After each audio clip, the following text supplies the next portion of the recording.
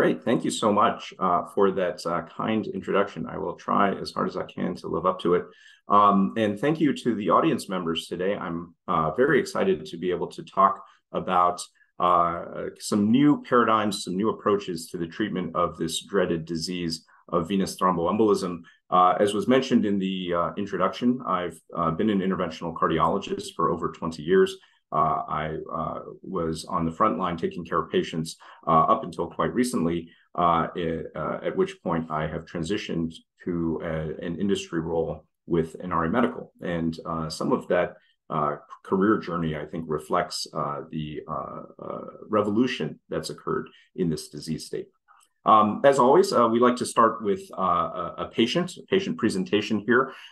This amalgam story here captures a lot of the elements of the kind of disease that we're dealing with. You probably collectively see patients like this every day. A 64-year-old man with history of some cardiovascular risk factors, including hypertension, diabetes, and hyperlipidemia, had knee replacement surgery 3 weeks prior, and now presents to the emergency room with 2 weeks of progressive dyspnea. Blood pressure is normal at 115/70. Heart rate is 115 and sinus tachycardia. Oxygenation is good, but is requiring 4 liters of nasal cannula supplementation. There's a CT angiogram, which presumably, given the nature of this talk, you're going to see a pulmonary embolism. I will show that shortly. But the patient gets an echocardiogram as well, showing RV dilatation, hypokinesis, estimated PA pressures of 55, and the troponin is abnormal. So I might ask you, as we review the CT scan, how might we think about this patient in terms of categorization, in terms of relative risk of short-term and long-term consequences? So I'm happy to hear from the audience, and if we're shy, I will venture that many of us would use the European Society of Cardiology criteria for assessment of categorization of pulmonary embolism risk, right? You can see here the patient has a saddle pulmonary embolism with bilateral proximal clot. That factors very little into the ESC criteria. They have RV dilatation. The RV to LV ratio is abnormal, so that gets you one factor into the intermediate range. And then the troponin being abnormal is the second factor that puts you into the intermediate high-risk category of pulmonary embolism. And I think that is how many of us think about this disease. But I would venture to say that there's a lot of things that are not taken into account in assessing the risk of this patient. And so there's a variety of different treatment algorithms, but I would dare say that in Canada, in the US, and around the world, the vast majority of patients with this presentation would be treated with anticoagulation alone as the initial strategy, with perhaps a consideration of advanced therapies if the patient were to deteriorate. And how do we define deterioration? How do we define when to escalate? I think varies from place to place. This patient happens to get an invasive assessment with a right heart catheterization. And what we find is that the right atrial pressure is quite elevated at 19 millimeters of mercury. The patient does have pulmonary hypertension, as you can see there, with a mean PA pressure of 31. Notably, when we measure the cardiac index using the FIC, what we see is that the PA sat is dark blood. And the calculated cardiac index for this patient is 1.6 liters per minute per meter squared.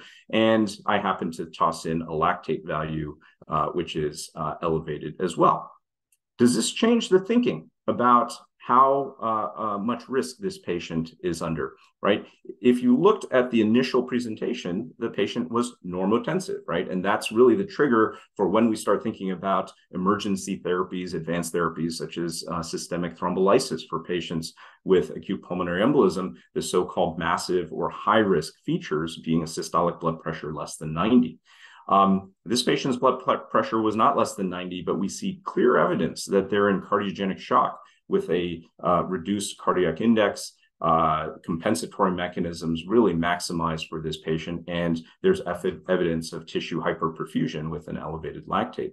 Does this change our thought process about how sick this patient is and how urgently they may need therapy and what therapy should be provided? So I think if you look at this spectrum of how we define risk in pulmonary embolism, low risk being no right heart strain, no evidence of hemodynamic impact or evidence of myonecrosis, all the way to the high end, the so-called massive PE. I think what we find is that these artificial categorizations are, somewhat crude and don't really tell the whole story. Even in the high-risk patient population, there's patients with blood pressures of 89 who happen to be categorized in high risk. And then there's patients with active CPR due to complete cardiovascular collapse. All of that fits into that framework of what we call high risk. And then, of course, the intermediate high and low risk by ESC criteria is quite a mixture of patients with diverse risk. We have some data that might help inform kind of how to think about these patients. If you look from Samir Kandahar's data at right heart catheterization on patients with pulmonary embolism who undergo invasive assessment or therapy, what you find is that for intermediate risk patients with normal blood pressure, around 40% of them have met criteria for cardiogenic shock with cardiac index less than or equal to 1.8. And so what that means is that there's a significant portion of patients who are sitting on the floor getting anticoagulation with quote unquote normal blood pressure, and yet there's evidence that they are in normotensive shock. And I think the way we think about this disease may be changing as we have greater predictors of who might be sick, who might have evidence of deterioration. Just as a comparison, I can't help but betray my background as a cardiologist. If you look at other disease states associated with similar degrees of cardiovascular impairment, if you had a patient with acute myocardial infarction with a cardiac index less than 1.8, we're thinking about mechanical circulatory support. We're obviously doing emergent revascularization. These patients are in the ICU with both pharmacologic and mechanical means to try to improve their perfusion. If these patients were presenting with congestive heart failure with cardiac index less than 1.8, we're talking about adjusting very powerful medications to improve their cardiac perfusion and perhaps consideration of therapies such as transplant or mechanical circulatory support. However, for some reason, pulmonary embolism, when you have a low cardiac index, we are somehow less motivated to be aggressive in the therapy of these patients. And I think that may be something that could change. This patient happens to undergo a simple procedure. This is real time. You can see an aspiration catheter being advanced into the right pulmonary artery. You can literally do this procedure in 5 minutes from the point of getting access into the pulmonary artery to the point where you can remove thrombus. And this is the kind of thrombus that is typically removed with pulmonary embolism or DVT intervention. And the reason why I present the thrombus is because although this has been done time and time again now with over 100,000 patients being treated, this is really eye-opening. For someone who spent an entire career treating various types of thrombotic diseases and, kind of the small millimeter-sized clots that you would remove from a coronary artery, for instance, that is life-saving for a patient, or from a middle cerebral artery that could completely reverse the effects of stroke. The sheer volume and mass of this clot, and also the nature of the clot, is quite compelling and really drives kind of consideration of the type of tools necessary to deal with something that is so considerably different than a stroke or a myocardial infarction clot.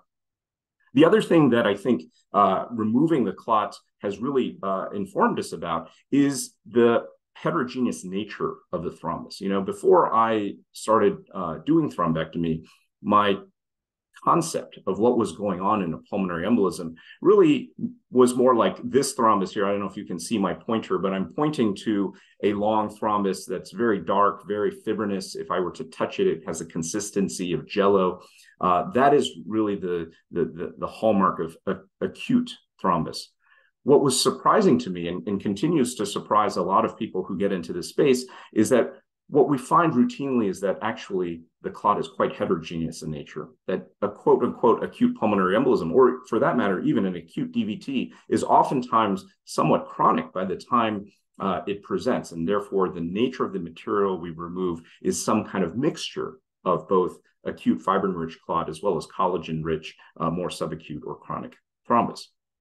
I don't need to belabor the point about the severity of this disease, other than to say that DVT and pulmonary embolism are linked. I will talk a little bit about DVT only in that it has a connection to pulmonary embolism, but also that it's time we start considering not just the acute mortality and acute symptomatology from these diseases, but also perhaps the long-term consequences of these diseases. You know, someone who survives a pulmonary embolism oftentimes is never the same, both in terms of their psychological recovery as well as their physical recovery. And is it possible to affect long-term outcomes just as we are concerned about short-term mortality and symptoms with these diseases? This is an analysis of the relative frequency of these events, simply to say there are a lot of these patients in your hospital at this time. This is a scourge of mankind, third leading cardiovascular cause of death worldwide. And so this affects a lot of people. And I think it's important that we try to investigate this disease as thoroughly as we have the other two cardiovascular predicates, heart attack and stroke.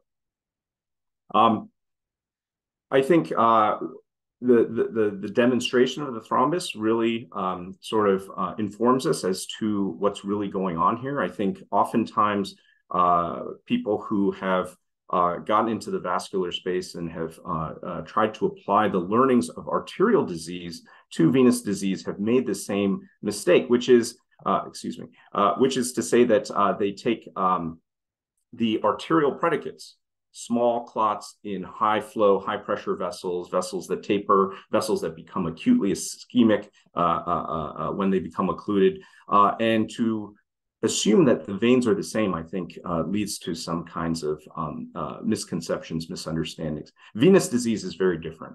The veins are very large. They're capacitance vessels. They're low pressure systems. And what we found is that when thrombus forms, it is wall adherent right from the beginning. And that clot grows inward as well as longitudinally up and down the vessel as it progresses. And because the vessels are so large, they're oftentimes asymptomatic for quite a long period of time before the vessel eventually occludes and the thrombus overcomes the collateralization to the point where someone might present with leg edema, leg pain, or an acute embolization. And although we can oftentimes identify the exact moment an embolization to the lungs happens, what I learned through this space is that the nature of the material that embolized is not necessarily all acute thrombus. What does that mean? It means that tailor-made devices for this space may be better at yielding the kind of outcomes that you see rather than repurposing, let's say a coronary or stroke-based system to try to deal with, what's really a vastly different thrombus. And this idea that thrombolytics, can solve this problem, I think, may be somewhat suspect, given that a lot of the material that we find in these samples is no longer fibrin. We've done clot pathology analysis of both DVT and PE samples, and what we find is that these samples are less than 40% fibrin, and the rest is non-fibrin components, predominantly collagen. And here's an example of the chronicity that we see across the board. I think this really leads to where I think conceptually this space is going. If you look at the three top cardiovascular killers, heart attack, stroke, and VTE, although these diseases are not the same, there are certain differences. This is really to highlight the similarities among the three different disease states. They're all thrombotic cardiovascular killers. They all went through this state where we had very little to offer other than anticoagulation alone. If you take myocardial infarction, for instance, at some point we decided there's more we need to do. There's a flirtation with thrombolysis, systemic thrombolysis, intracoronary thrombolysis have all been investigated, and we've saved lives with those interventions, but unfortunately also discovered the cost of using thrombolytic agents being unwanted major bleeding as well as fatal bleeding sometimes. It was only when we developed definitive catheter-based therapies where you could go in, get a definitive and predictable result, and broadly across the community, did we start really seeing a major change in myocardial infarction outcomes. And now there's pretty much nowhere you can go in the developed world where you're not offered pretty much exactly the same therapy for this disease, right? You're going to get the cardiac tests that make the determination. There's going to be someone available to do an intervention. The intervention predominantly is going to be definitive catheter-based management with balloons or stents or other types of tools. Thrombolysis is no longer a primary therapy for this disease. Stroke is moving in the same direction, the same kind of progression, flirtation with thrombolysis. We know stent thromboaspiration and stent retrievers provide superior results. It's really a matter of building the systems of care to make that kind of therapy broadly available to really drive the same degree of improvements that we saw in myocardial infarction. If you look at VTE, however, I think we're still in the first box, right? Anticoagulation alone being the primary therapy for the vast, vast majority of these patients, even the ones in normotensive shock, as I described in the case. I think there's a little bit of flirtation with lysis, but of course, anytime you use lytics, you recapitulate the same thing we have learned about lytics, which is they cause unwanted bleeding. And for the first time now, we have definitive catheter-based therapies purpose-built to remove the offending thrombus that causes the problem. And I think it's up to us as a community to try to drive the clinical research that's necessary to figure out where these therapies are going to fit into your treatment algorithms. I promised just a little bit about DVT. I think it's worthwhile mentioning because DVT causes pulmonary embolism. It's a really important and I believe undertreated disease. Again, acute symptoms, but also the dreaded post-thrombotic syndrome, which occurs in a large number of patients. But here's where it fits in pulmonary embolism care. If you have a DVT, if you have a pulmonary embolism, you have a very high chance of having DVT as well. 50 to 65% of patients with PE also have proximal DVT. If you have a proximal DVT along with your PE, you have a 4-fold greater mortality from your pulmonary embolism. So I heard just yesterday on a grand rounds I was doing in Canada where one questioned the value of even checking for DVT in pulmonary embolism patients. And if you had a simple non-invasive ultrasound test that could tell if you had a 4-fold greater mortality from your PE, that might be useful information and it might drive different decision making. So I firmly believe you should be assessing patients for DVT when they have pulmonary embolism. We have simple treatments that are highly effective for treatment of DVT. I won't cover them because they're not the primary topic of discussion today, other than to say, not only can you diagnose DVT, but there's also things you can do about it as well. And we have lots of data using our devices for DVT treatment, which I will not review, as I've said. But getting back to pulmonary embolism, which is the main topic of today's discussion, how could a cardiologist speak in front of intensive care unit physicians without talking more about myocardial infarction, our favorite thing to talk about? So this here is a series of Kaplan-Meier curves looking at mortality outcomes of both STEMI and non-STEMI. Turns out they're almost exactly the same. Looking at 5-year intervals from 1995. Why is 1995 important? It's because that's when I was a medical student.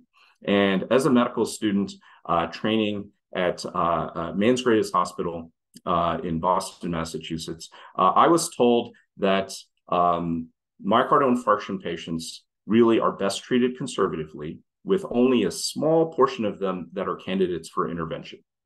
I thought that was very interesting. So I had a patient in the emergency room, had a heart attack. I called the interventionalist and they said, tell me what kind of heart attack it is. Is it an anterior STEMI or an inferior STEMI? I said, why does that matter? It's a heart attack. They said, oh, inferior STEMIs are small. Those patients do very well. They are likely to survive. You put them in the ICU, they spend 5 days, they lose a little bit of their ejection fraction, but because their mortality is so low, it would not behoove us to take the risk of taking them for an invasive procedure. Okay. And then if it's an anterior STEMI, would you take the patient? Well, it depends. Are they sick or not, right? If they're really sick, that patient's in shock. I think it's too dangerous to take these patients for intervention. I only want to treat the anterior STEMIs that are, of low enough risk that it's safe to do a procedure. And that was considered state of the art in 1995. With that approach, we had 6-month mortality of 17%. Okay, 17% of patients with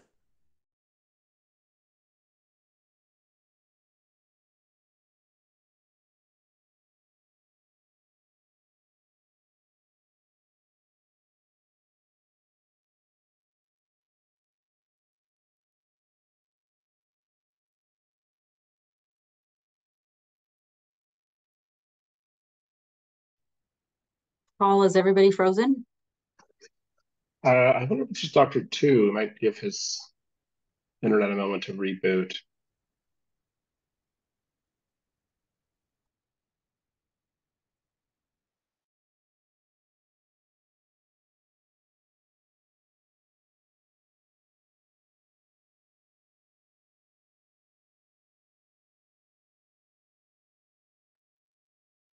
Okay, we'll take a short intermission while hopefully Dr. Two logs back in.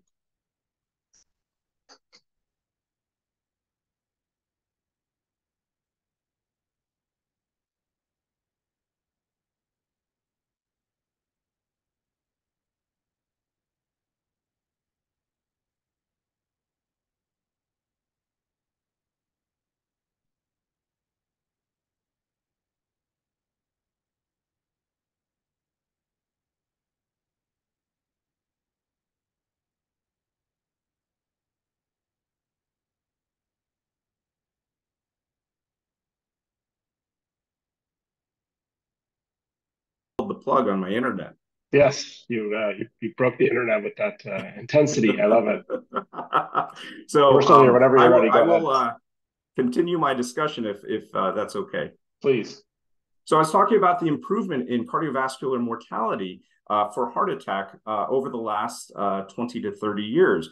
And it's really a combination of having definitive therapy, having better pharmacology, better diagnosis. And then once we figured out what the right thing to do is, making it so that everybody who has this disease has an opportunity to receive the benefits of therapy. And we have driven the heart attack mortality down below 3% at 6 months in modern treatment. So what a really fantastic benefit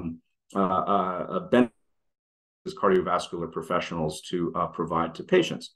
Unfortunately, the news in pulmonary embolism is not so good. This is the 30-day mortality now, all-cause mortality for pulmonary embolism, using various registries here, the ICOPR registry from 1999, all the way up to some PERT registry data that was just a few years ago. You can see a clustering of all-cause mortality across a broad range of PE patients around 10 to 15%.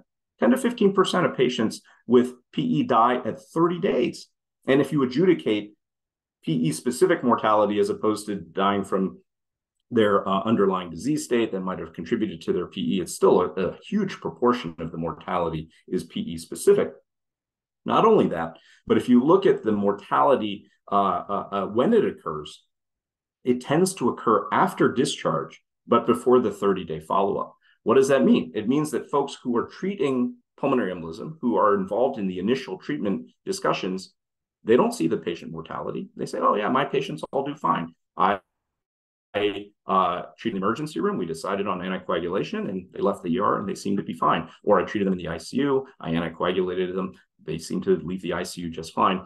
We're not seeing that kind of follow-up and closing the loop of understanding what happens to the patient after discharge or after leaving the ICU. Why is that? It's because PE, unfortunately, is one of those orphan diseases where there's not one specific type of physician that has natural ownership. If you have a heart attack, I think most patients expect to see a heart doctor. If you have a brain attack, most patients expect to see a brain doctor. Not only do they decide on therapies, but they're also the ones responsible for following the patient, and there's a closed loop so that we can iterate our treatment algorithms.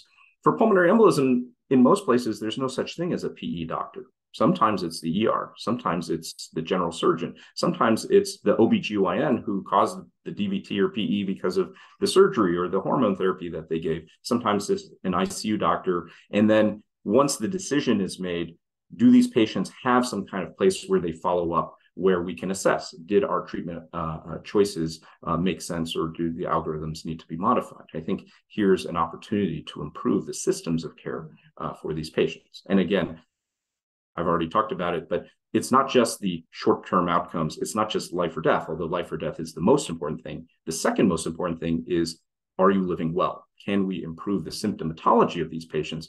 The post-PE syndrome is a real thing. Patients don't feel good after surviving their pulmonary embolism. If you look at the CLUES study, which is a recent assessment of the psychological health of patients with pulmonary embolism, It's amazing the rate of post-traumatic stress disorder, of anxiety, of fear after the PE. Some of that could be improved with better patient education, but it's possible there's also a physiologic component due to residual pulmonary vascular obstruction or other unresolved issues that maybe we can make better with better therapies. So as a group of critical care physicians, I think this is, the most important slide, which is the physiology of why people die of pulmonary embolism. I don't mean to be offensive. Although it has pulmonary in the name, most patients don't die from pulmonary reasons. They die from cardiovascular reasons. It's right heart failure as the mode of exit. And if you look at this kind of death spiral here, where does hypotension fit on the death spiral? It's almost at the end, right? Your body tries everything it can up until the right heart fails to maintain the blood pressure. So when you're rounding on your patients with PE and their heart rate is 120, but their blood pressure is 110, do you think, oh, is that patient stable? Are they doing fine? Or is that patient maximizing their cardiovascular compensatory mechanisms? And it just takes one little drop in their preload or one little failure of their catecholamine reserve to cause systemic hypotension. And once systemic hypotension, really, it's, you're well on the path to a cardiovascular death. So I do think that understanding the physiology of how patients deteriorate with this disease might inspire us to intervene a little earlier, right? Pointed to the relative frequency with which patients are in normotensive shock. Maybe we could be a little more aggressive in therapy. And then, of course, taking out the clot is just, there's an obviousness to it. Of course, we're going to subject this to high-level clinical data. I will reserve some of the commentary about data so that you can see what we're doing there. But when you take this kind of, 2-foot-long thrombus out of somebody's lung and they breathe and they say, wow, doc, what did you do? I can breathe for the first time. That's a very, very satisfying position to be in. I won't go into the details of the devices. Suffice it to say, we're on 4th generation devices. We've been doing this now for over 10 years and really have gotten to the point where you get very predictable results. This patient that I've mentioned had a very simple thrombus removed here. We can remove thrombus from the right pulmonary artery quite easily. Turns out it's very horizontal, easy to get to. It tends to be the area of higher perfusion, so a greater impact to hemodynamic function. Left side could be challenging at the beginning due to the curvature of the left pulmonary artery. We've developed tools and techniques to make that very predictable now. So left-sided clot is no longer an issue. Can remove clot there very simply. Saddle pulmonary embolism, very easy to deal with. Turns out if you grab one side or the other, the whole clot comes out in just a very long tube. So quite easy to deal with. Clot in transit, a very common presentation. There's some estimates that clot in transit can occur in up to 10% of PE presentations. It increases your mortality immensely. Having a clot in transit is associated with a tenfold greater mortality. We're the only on-label FDA-approved device to treat clot in transit, and we can do so quite simply. It's actually even easier to treat a clot in transit than it is to treat a pulmonary embolism, and oftentimes doctors will do both because they both coexist in the patient. Maybe some extensions beyond simple pulmonary embolism, valve vegetations, patients with endocarditis oftentimes can be treated with suction thrombectomy. RV clot, oftentimes a little different because RV clot tends to be a little more chronic, but also we can treat that. Catheter-associated vegetations, there's all manner of indwelling vascular devices now, dialysis catheters, pacemaker leads, things like that. They all can develop thrombus and vegetations, which can be aspirated. And then there's, the unusual cases of intravascular devices gone awry that need to be removed, and we seem to do well at that. Okay, so I'm going to end my commentary with a brief discussion about clinical data, right? Because all of this sounds fine, but without data, really, what do we do with all of this? And then hopefully reserve some time for some Q&A. So overarching, if you look at the body of evidence supporting the use of our thrombectomy systems for this disease state, we've treated over 100,000 patients. So we've gathered a lot of real world information. In defined clinical studies. We have over 2,000 patients that have already been studied, lots of peer-reviewed abstracts, and 7 major clinical studies. I'm not going to review every single one of those, but I will mention some of the highlights here. So specific to pulmonary embolism, here's the kind of spectrum of studies, as well as the strategy involved in trying to help us understand where this treatment fits into the pantheon here. The FLAIR study, which Dr. Cameron was so kind to mention, that's not even on this page anymore. That was the IDE study that led to FDA labeling for the FlowTriever system for PE. It was the first mechanical thrombectomy with such labeling. We've moved well beyond that.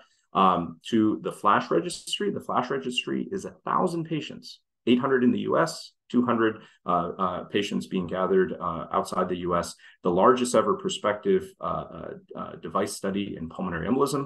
We're going to talk about what the conclusions are, but it's a prospective registry. It allows us to look at real world use of the device and give us some general sense of safety and efficacy outcomes. We also have the FLAME study. This is a really exciting study. It was presented at the American College of Cardiology earlier this year. Hopefully will be in print any day now. It's coming, within days.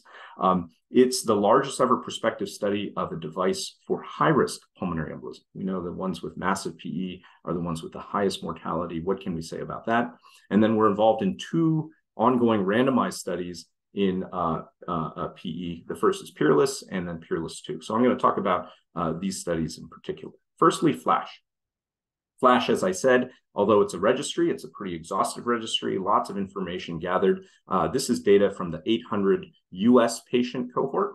What we found is that this device was used primarily to treat intermediate high or high risk pulmonary embolism. We did have about 8% of these patients with massive PE. So there's some data specific to those patients there, but mostly intermediate high risk PE patients. A lot of them had contraindication to thrombolysis. We find in any broad assessment of the PE landscape, about 1/3 of the patients really probably have overt contraindications to lytics. 2/3 of them had concomitant DVT, just like we saw in some of the other data that I presented. When you did FlowTriever, you had very good safety outcomes, very low major adverse event rate, no device-related deaths.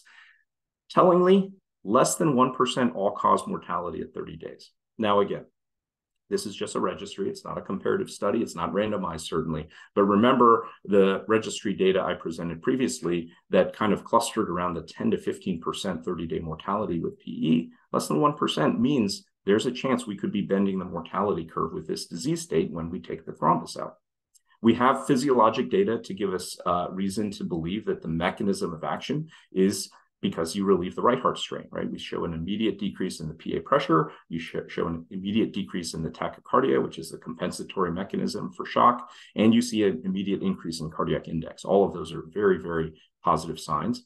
And we can achieve this with minimal hospital resource utilization, right? There are other therapies that you can do that may take longer, that may force the patient to the ICU due to monitoring for lysis and things like that.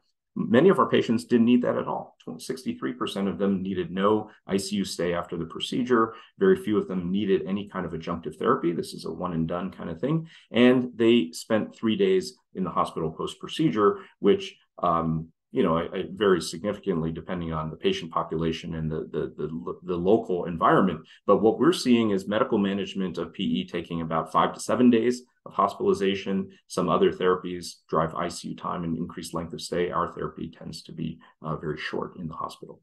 And then when you follow these patients out long-term, 6-month outcomes for these patients, you see a normalization of the RV function, absence of significant symptoms, and normalization of the 6-minute walk test and a low CTEF rate. Okay, so again, all of this, I don't want to oversell. It's a registry. Nonetheless, it's 800 patients in a registry, and I think things are lining up in terms of mechanism of action, short-term improvements, long-term improvements, and all of this is fodder for then subsequent investigation. And so far, we are moving in that direction. I'm going to skip over the rest of these flash results to get to FLAME. High-risk PE, right? So aligning on high risk, when we did the meta-analysis of high-risk PE patients, we found that the predicted mortality in this kind of population was around 30% in hospital. Okay, so very, very high mortality group. We had 115 patients. This was a non-randomized study in which we observed in the study centers. If you got FlowTriever, you got assessed as the FlowTriever arm. If you got anything else, you got assessed in the context arm. We're not intending to compare the two because these two are not comparative groups. We're comparing the FlowTriever arm to historical controls, and the context arm is merely to comment on how did all the other patients do who didn't get FlowTriever. If you looked at the study, we had 53 patients in the FlowTriever arm. The study was stopped at 50 patients due to basically meeting the endpoint, and then 3 patients snuck in before we could complete the analysis. If you look at the primary endpoint of this study, which was a combination of mortality, bailout, major bleeding, what you saw was that patients treated with FlowTriever had better outcomes than was predicted based on the meta-analysis and the performance goal. So top line, it did better than we predicted. I think the really important headline, however, is the thing on the right, which is the predicted mortality from this patient population was 28.5%. We had 1.9% mortality. In high-risk PE, these patients survived. It was pretty remarkable. And if you looked at the patients who didn't get FlowTriever, they did almost exactly as we would have predicted based on historical data. They had a 29.5% mortality compared to a predicted 28.5%. So very interesting, very thought-provoking. Are we at the stage now where we should consider thrombolysis not being the standard of care for high-risk PE patients, but maybe perhaps developing the ability to offer mechanical thrombectomy? Again, we can talk more about that, but very thought-provoking. But RCTs, I think, nonetheless, rule the day. We're involved in 2 RCTs. The first is called Peerless. We're very close to completion of this randomized clinical study. This is a head-to-head comparison of FlowTriever versus catheter-directed thrombolysis for intermediate risk PE patients. 550 patients over 60 sites. We're getting close to completion of this. This is a 1-to-1 randomization between those 2 therapies, looking at 30-day outcomes. And the primary endpoint is a win ratio analysis, looking at this hierarchical group of outcomes, including all-cause mortality, ICH, major bleeding, bailout, deterioration, and ICU length of stay and admission. So we've moved beyond the FLAIR study, which still near and dear to my heart, in which the primary outcome was a surrogate marker, RV to LV ratio reduction. We're really now talking about hard clinical endpoints like mortality, ICH, major bleeding, et cetera. And we're going to find out which therapy might do better with these kinds of outcomes, mechanical thrombectomy with FlowTriever versus catheter-directed thrombolysis. Stay tuned. We hope to present the data from this study sometime next year. And then lastly, I think the most important study, the one that's going to answer the broadest question about standard of care, is FlowTriever versus anticoagulation. Like I said, the vast majority of these patients are just treated with anticoagulation alone.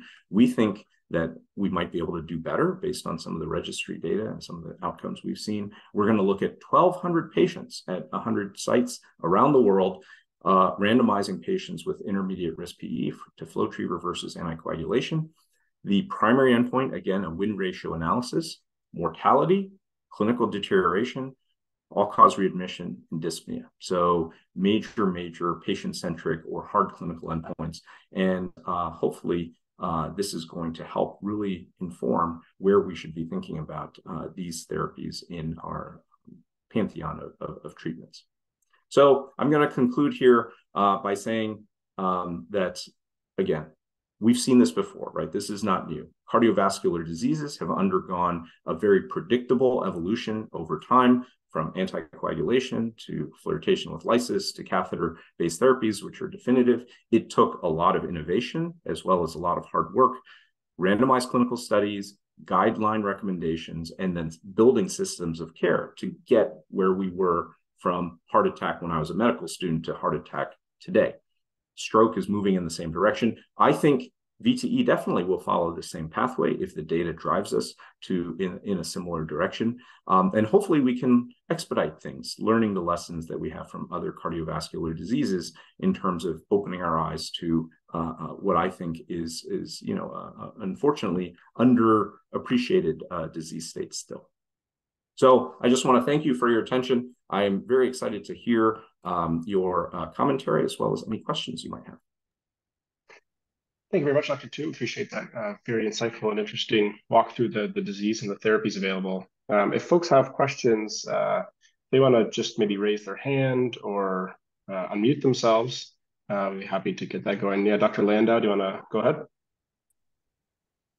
Hey, Dr. Tu, thank you very much for that presentation. Very useful review of kind of what we know about the Inari system so far. For context, I practice both vascular surgery and critical care medicine here, so I think a lot of what you're talking about touches a large amount of the Venn diagram of my clinical practice. I'm curious about some of the ongoing evidence generation that you're talking about, why there isn't a direct comparison between systemic thrombolysis and catheter-directed thrombectomy. Just because I think in our own practice, we have to try to talk about, in a public healthcare system, things that are cost efficient. I think we all are very enthusiastic about doing this in people that have absolute contraindications to anticoagulation or systemic thrombolysis. We've seen a lot of very positive results in those patients that would have had good options otherwise. When we think about how cheap and readily available systemic thrombolysis is in a public healthcare system, I think we want to try and have a very good justification for doing some form of procedural intervention for those patients rather than sticking to systemic thrombolysis. And to date, I haven't really seen anything that is high quality data to compare the two. So I'm just curious about your thoughts when it comes to that specific patient cohort and comparing those two therapies. Yeah, great question. Thank you, Dr. Lin. I really appreciate it. So a few things I would say before I answer your question directly.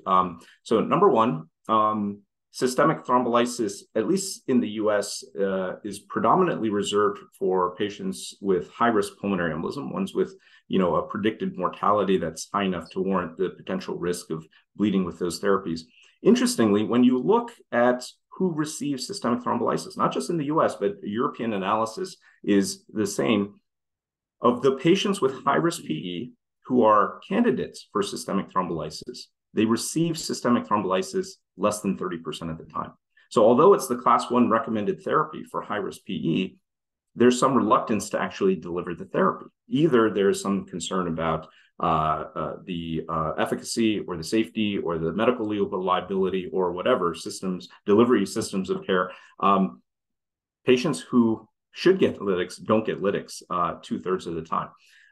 If you look at our registry, the FLAME registry, we encouraged aggressive therapy of pulmonary embolism in this high-risk patient population. We were able to achieve 70% use of systemic thrombolysis in the non-flow treated arm. And what we found, unfortunately, was with broader use of lytics, we saw no difference in mortality between the context arm and the prediction. And what we saw was double the rate of bleeding. So I do think there are some questions as to are lytics the right therapy? And even if they're the right therapy, they're not broadly used currently, even with a class 1 recommendation.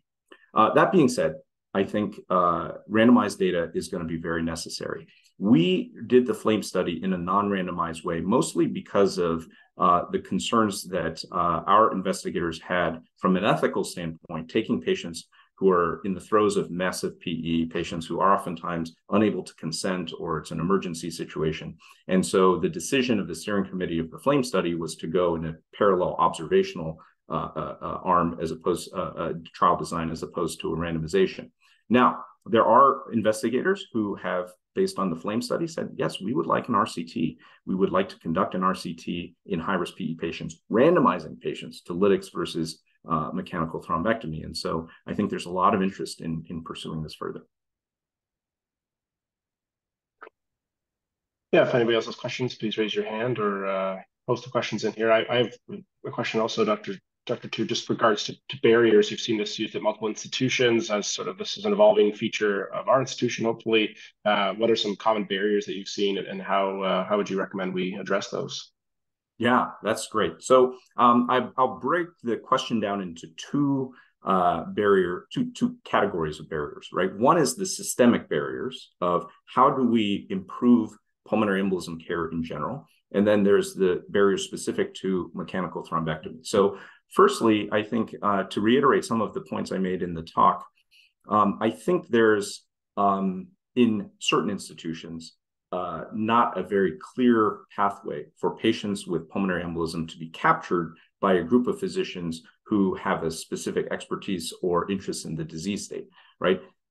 As I alluded to, I think everybody treats PE to some degree. You have emergency room physicians, you have hospitalists, you have critical care physicians, you have surgeons, you have any number of folks who make the determination. And I think the reason why is because if it's just anticoagulation, yes or no, I think most people feel qualified to make that commentary. But I think as the treatment algorithms become more complex, as we have more options, as we have more data and thinking, to me, it makes sense to drive the bulk of pulmonary embolism patients to a cohort of physicians who have expressed an interest in taking care of this disease state and have been involved in being able to offer a broader range of treatment modalities for patients. So I think that's a huge hurdle, that the ignorance, apathy, sort of, oh yeah, they just all need anticoagulation, so why bother with any of this, I think still is a major hurdle.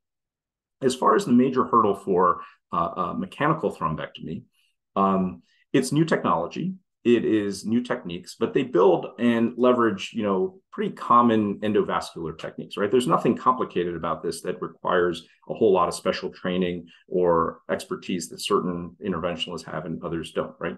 IR doctors, vascular surgeons, interventional cardiologists all do this procedure in various locations. And I think with a small degree of training, somebody can be very facile at the treatment of this disease. I think what is more important from an educational standpoint is the interventional management of patients with PE, right? Dealing with acute right heart failure, dealing with patients in terms of how do you manage their hemodynamics, how do you manage their sedation, how much thrombectomy is enough. Those are things that are much more sophisticated and I think are barriers to developing a more robust program. And these are things that we're trying to solve with educational opportunities, forums such as this, to try to spread the word.